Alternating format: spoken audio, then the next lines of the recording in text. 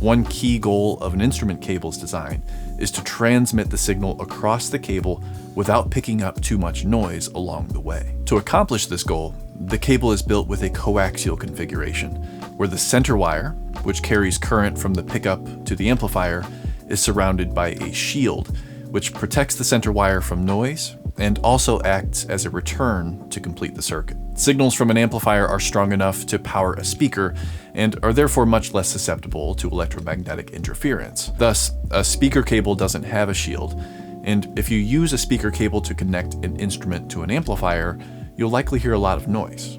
But don't just take my word for it. Have a listen.